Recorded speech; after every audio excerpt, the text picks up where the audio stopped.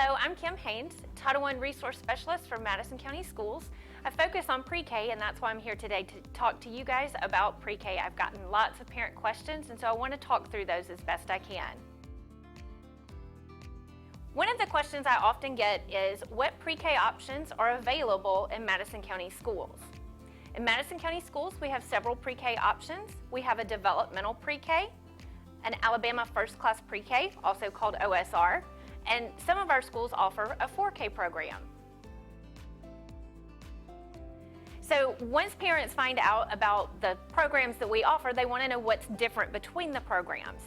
Our developmental pre-K is run through our special education department, and so that's primarily for students who have an individualized education plan.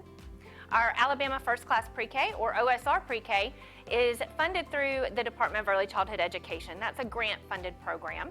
And then our 4K is set up in some of our schools that do not offer the Alabama First Class Pre-K. They weren't awarded the grants, and they wanted to be able to offer something for their communities, so they created a 4K. Another question that parents want to know is, what is the schedule for OSR? Is it all day? Is it 5 days a week?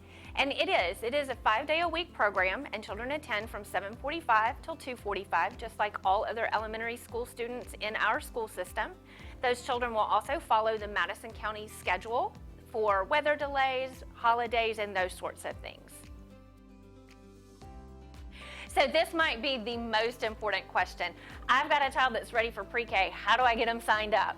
Well, there are a couple of steps that you need to take. The first step that you need to take is go to our pre-registration portal, and the website for that will be listed on screen. And you will create an account, add your children, and select your school at that website. You will also need to provide some documents to your local school. Those will help us verify that your child is of the correct age and that you are in the correct school zone. So please make sure you bring to the school age verification. That can be a birth certificate, a visa, passport. You will also need to bring certificate of immunization or exemption documentation. If you have any custody paperwork, that's helpful for our schools to know if there's anything going on. We also need a copy of a custodial parent's photo identification.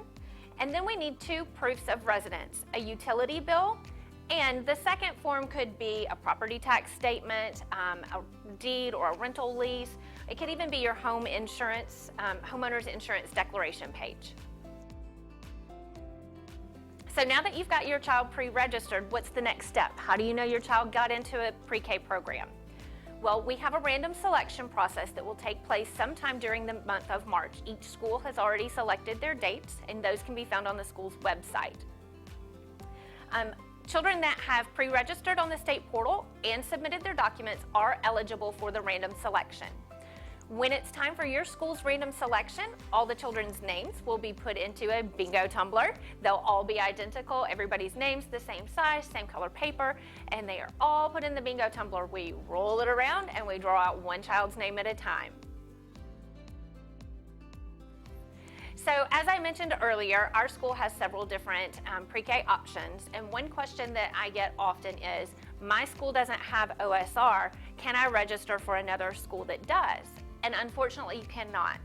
Alabama First Class Pre-K is a grant-funded program, and it's not available at all of our schools, but because we are a public school system, we do adhere to zoning requirements. So children must pre-register for the school that they are zoned to attend. Alabama First Class Pre-K does have tuition in some of our schools.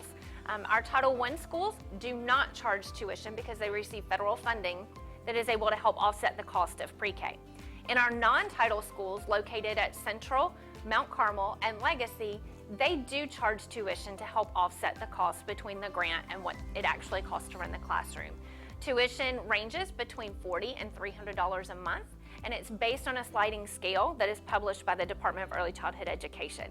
We look at the number of people living in the home as well as your annual income to determine what your tuition will be. Sometimes I have parents reach out to me because they've got a child that's a young 5 and they don't feel like they're quite ready for pre-K, and so they wonder if they can still register for pre-K. And unfortunately, they cannot. Children have to be 4 by September 1st in order to be eligible for pre-K. If a child has turned 5 by September 1st, then they are only eligible for kindergarten and cannot be in pre-K. Thank you guys so much for taking the time to listen to these questions. I hope I've answered some of your questions. Again, if you still have questions, feel free to reach out to me. You can reach me in my office by phone or via email, and I will answer any questions that you might have. Thank you so much, and I look forward to seeing your children in pre-K.